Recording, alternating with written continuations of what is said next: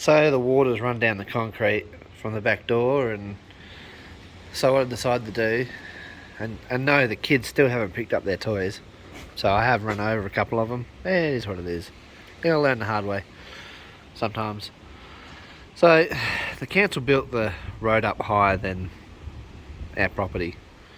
Once upon a time it used to be sort of level, and it all ran down the edge of the road, down right through to the end past the scrub and off into a catchment area. But it comes in under the gate in front of that tractor.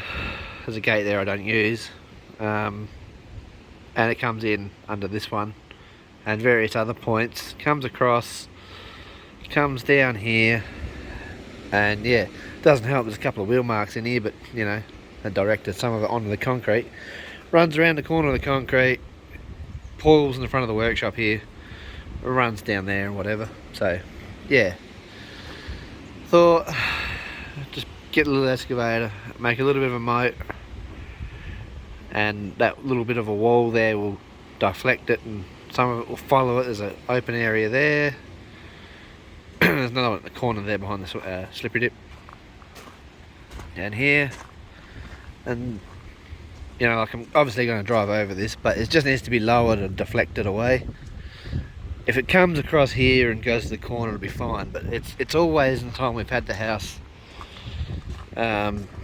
put some water across the front of this workshop here and then off and around the corner. Just thought we'll make it a little bit better, and it doesn't have the water to deal with then up by the concrete. So yeah, kids and their toys. Anyway, getting there. I scraped up the burn pile.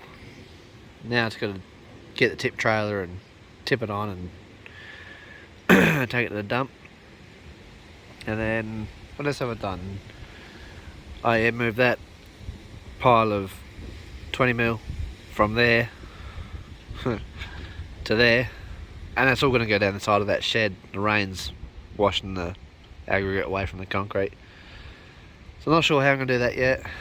Probably grader blade, I would say, but I might just grab some buckets and just keep turning it up close to the shed with a little excavator, I reckon, just on that strip, and then just do the rest with grader blade, push it up hard against the concrete, because yeah, those footings are getting exposed and whatnot. So I did try and push there, and I stuffed up and tapped my tin. I'm like, oh, really?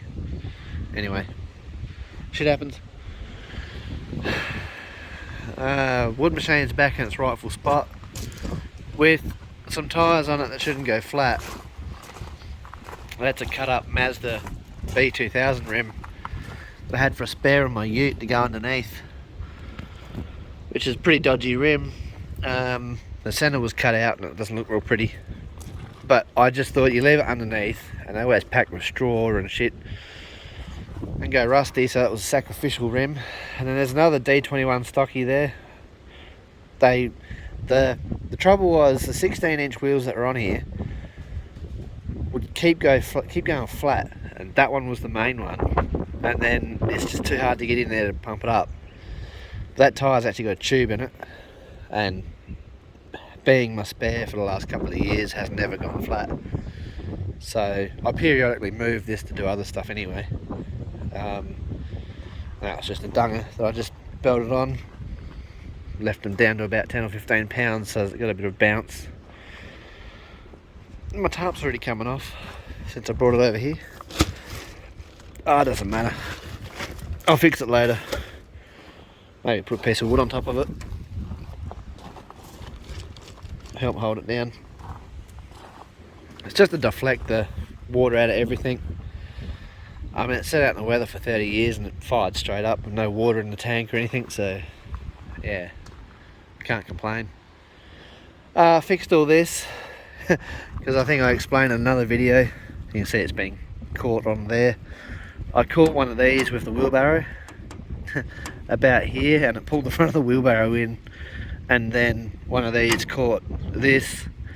It broke all these off to the end. I think, yeah, these are the only ones I haven't welded, these first three.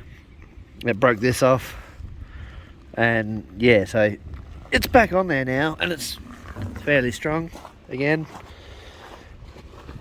I put this on there and added a few other shitty welds to it. I added this to it this time, I mean, blah, yeah, I'll get my words out eventually. Just made it a bit higher, just because there was a bit of that sprocket exposed on the end. And it's not going to do a lot, but if you know, like if you get your leg into it, you can't actually get yourself caught in it quite so easy. And the same with the end here. I mean, that could almost grab your cuff, but you got to be pretty unlucky to actually get your foot in there. So maybe I should have had another square come down and join up here a bit, but yeah, next time. It's got to go past the workshop again at some point, probably for an oil change at some point. I mean, I can do that here too, I don't have to, but oh yeah, I did add some other stuff to it too. If we can see them, there's two little pegs. I stuck them on there with the hot metal glue gun. They just keep that belt from tracking off. So yeah, because it just moves around. I've got these done up really tight, and I've got the engine done up fairly tight. But if you hit this with a hammer, you can actually knock it around. And so, I think the vibrations walk the engine even though it's tight. So yeah, I've tapped it around so it tracks in the middle again with a hammer. But yeah, the only thing would be to replace those coarse threaded bolts with a fine thread bolts to get more leverage on it. And yeah, I'd be happy then. This tyre is a bit small. This is a bit close to the ground now.